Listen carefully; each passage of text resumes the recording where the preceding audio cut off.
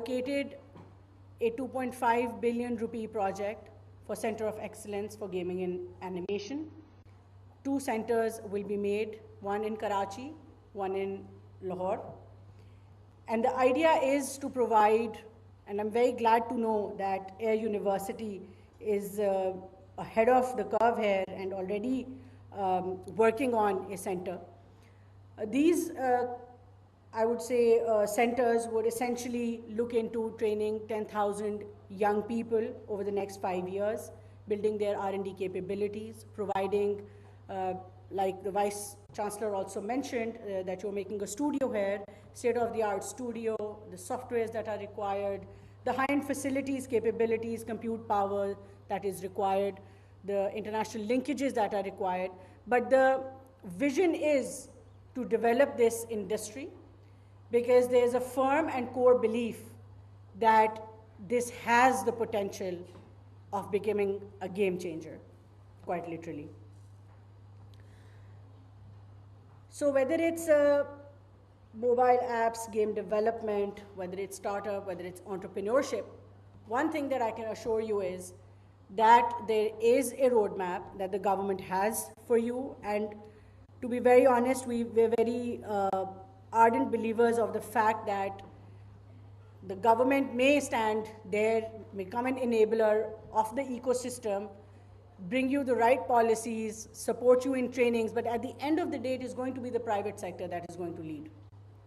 It has to be the private sector that is going to lead. And all we do is that we bring the private sector together, and as I see the names across the boards here, this is also a culmination of industry, private sector coming forward, academia and government standing in support to ensure that the ecosystem is enabled and unlocked. As government, there are multiple training programs that I can mention, but I'm not going to go into those details. But I would like to for sure mention the fact that the cyber security capability that the country has shown in the last couple of months is absolutely phenomenal and unprecedented. Whether it was the government, whether it was the armed forces, or private individuals who've really stepped up to the occasion, it has been a commendable culmination of sheer brilliance and excellence that has come forward and assisted the armed forces in winning this war that was unfairly waged on our country.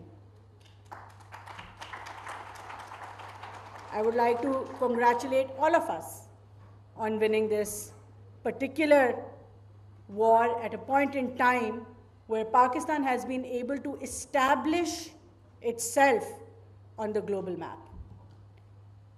Special recognition to the Field Marshal, Chief of the Army Staff, General Asim Munir, and I would like to also specially mention Chief of the Air Staff. The way you all know how we've fought and won the battle in air is something that the world will teach as a case study in their security and these war institutes. It is not just commendable, it is unprecedented.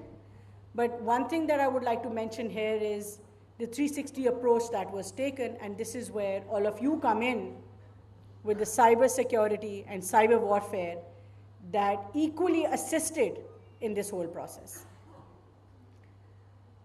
Pakistan last year in 2024 was ranked as one of the top tier cybersecurity countries in the world. The ITU made rankings, and when we say top tier, we come in the ranks of US, UK, Australia, and the top countries that are there. And what happened last month essentially actually proved that we really did deserve to be where we were standing. I would like to mention here that the Center of Excellence for cybersecurity that was built in Air University about 3 years back. So back in 2015, when we launched Vision 2025 under the leadership of the then Prime Minister Nawaz Sharif and the Planning Minister Ehsan Iqbal Saab, we made several centers of excellence. So there's a center of excellence in AI in Nust University, there's a center of excellence in robotics and space. And the idea was to make nerve centers and then connect other universities and industries. So Center of Excellence for Cybersecurity was made in Air University. And as I see today the progress, the Center of Excellence has come up with some wonderful initiatives, wonderful applications, and really developed the technology and come up to the mark, to the vision that it was intended to be. We are hoping that that Center of Excellence, along with the Cybersecurity Academy, and let me just say that I am so pleased to see a woman leading the Cybersecurity Academy, and I would like to commend, Madam, your leadership and capability for getting here. This is a space where I think, and I do see a lot of bright young women sitting in the hall today, but this is a space where there's a lot of room, and we're working very hard to build the gender digital divide. Only this year's gender digital divide rankings also improved Pakistan's position to a much better place, but still we have a long way to go. But these are the skills, and these are I think this is an industry which can really prove to be an equalizer across gender, across communities, bridge the urban-rural divide, and also the international divide that we see amongst countries.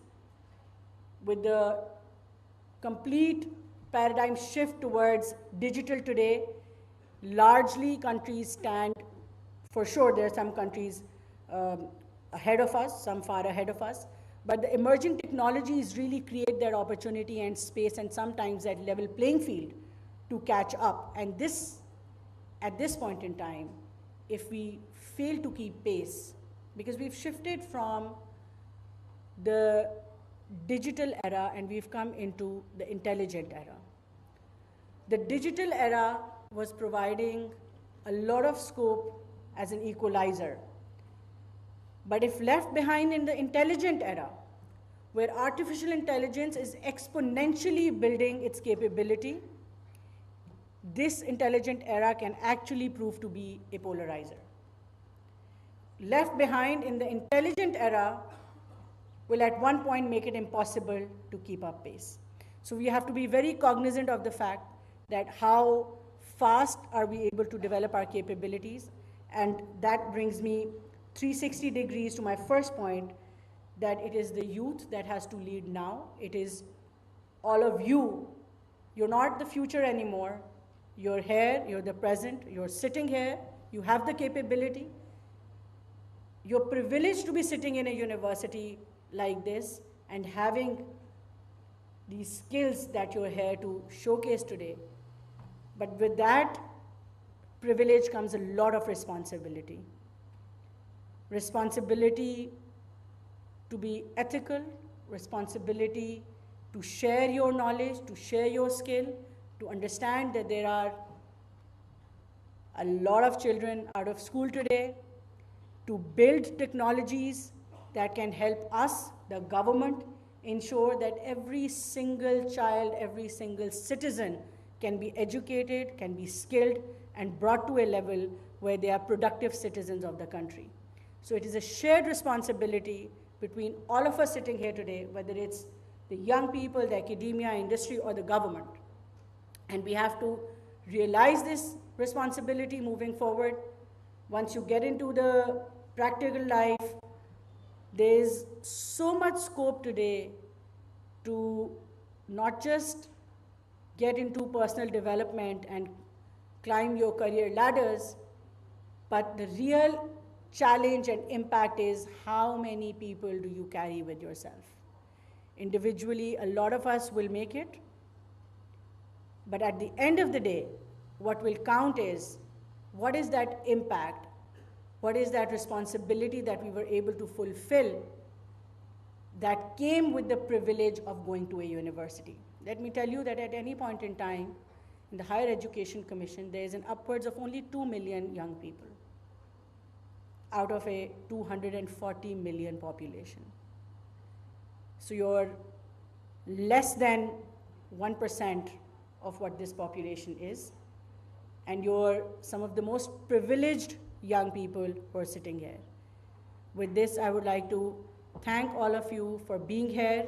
Your talent, your innovation, your entrepreneurship is your currency. We look forward to your development.